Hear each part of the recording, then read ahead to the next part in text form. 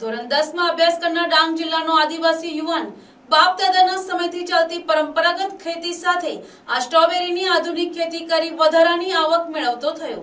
આ યુવાનની મહેનત જોઈને ગામના અન્ય ખેડૂતો પણ હવે સરકારની યોજનાનો લાભ મેળવી સ્ટ્રોબેરીની ખેતી કરી વધારાની આવક મેળવે છે। પર્વતોથી ઘેરાયેલા ડાંગ જિલ્લામાં વર્ષોથી નાગલી, જુવાર, વરઈ અને ડાંગર જેવી પારંપરિક ખેતી કરતા ખેડૂતો હવે આધુનિક ખેતી અપનાવતા થયા છે। ડાંગ જિલ્લાના અંતરિયાળ ગામ મોટા માણુંગા ખાતે રહેતા જિગ્નેશ ભોયે પરંપરાગત ખેતી સાથે નવો પ્રયોગ કર્યો અને સફળતા મળી।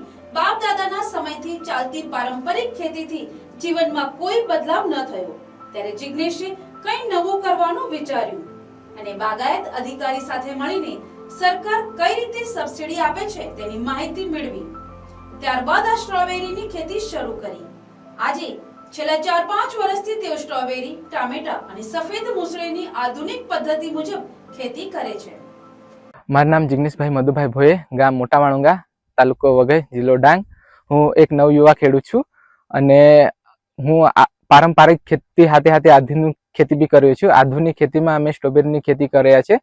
સ્ટ્રોબેરી ખેતીની પ્રેરણા અમે જ્યારે લોકલ આહવા માર્કેટે શાકભાજી વેચવા ગયેલા ત્યારે આના ફ્રૂટ જોઈને અમને એવું વિચાર આવ્યું કે આ સ્ટ્રોબેરીની બી ખેતી કરવા જેવી છે અને અમે જ્યારે આ ખેતી કરવા વિચારતા હતા પછી ત્યારે અમે આજુબાજુના મહારાષ્ટ્રના ગામોથી આની માહિતી લીધી અને યુટ્યુબ પરથી માહિતી લીધી પછી અમે આના છોડ મહાબળેશ્વરથી મંગાવ્યા। મહાબળેશ્વરથી મંગાવીને પહેલા વર્ષે અમે 10 ગુંઠામાં આનું વાવેતર કર્યું। પાછળથી અમને આ ખેતી થોડી સારી લાગી અને આની માહિતી અમને ઘણે આવી ગઈ એટલે પછી બીજા વર્ષે અમે 1 એકરમાં આનું પ્લાન્ટેશન કર્યું। 1 એકરમાં 3.5 લાખ જેવો આનો ખર્ચો આવતો હતો અને આની આવક અમને 5.5 લાખ જેવી થતી હતી અને આનું વેચાણ અમે આહવા ખાતે લોકલ અને હોલસેલ માર્કેટ અમદાવાદ, રાજકોટ અને વડોદરામાં કરતા હતા અને બાગાયત ખાતા તરફથી આ સ્ટ્રોબેરીના ખેતી માટે સ્ટ્રોબેરીના છોડ પાછળ અમને 75% સબસિડી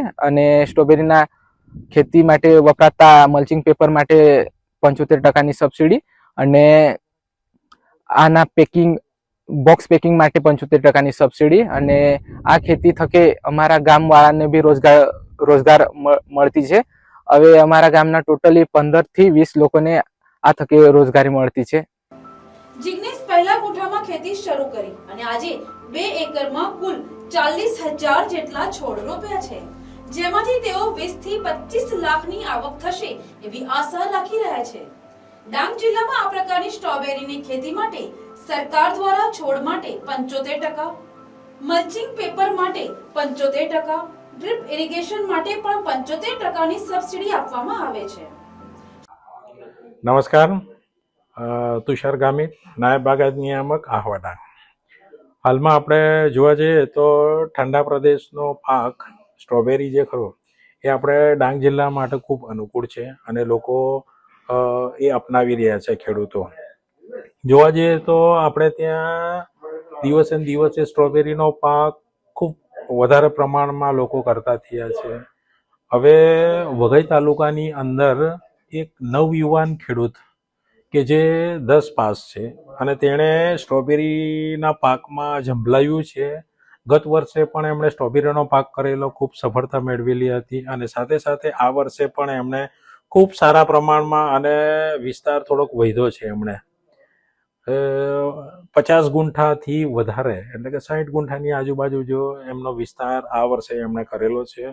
સાથે સાથે બાગાયત ખાતા તરફથી એમને ટેકનિકલ માર્ગદર્શન સાથે સાથે સબસિડી આપણે નેશનલ હોર્ટિકલ્ચર મિશન અંતર્ગત એમને રોપા પર 50% સબસિડી અને સાથે સાથે મલ્ચિંગ માટે પણ 50% સબસિડી એમને આપવામાં આવેલી છે। હાલ જોવા જઈએ તો રાજ્ય સરકાર તરફથી એમને વધારાની 25% પૂરક સહાય રોપા પર અને મલ્ચિંગમાં આપવામાં આવેલી છે। હવે હું આશા રાખું છું કે એમને ત્યાં જઈ લોકો નવા બીજા ખેડૂતો પણ પ્રેરણા લે અને સાથે સાથે એનો વિસ્તાર વધે એવી આશા રાખું છું। સ્ટ્રોબેરીના માર્કેટિંગ માટે જિલ્લામાં આહવા, સાપુતારામાં લોકલ માર્કેટ અને મોટા શહેરોમાં અમદાવાદ, બરોડા, સુરત અને રાજકોટ ખાતે હોલસેલ માર્કેટમાં તેમનો માલ જાય છે, જેનાથી સારી આવક મળી રહે છે. ડાંગથી વિનોદ ગાવિતનો અહેવાલ.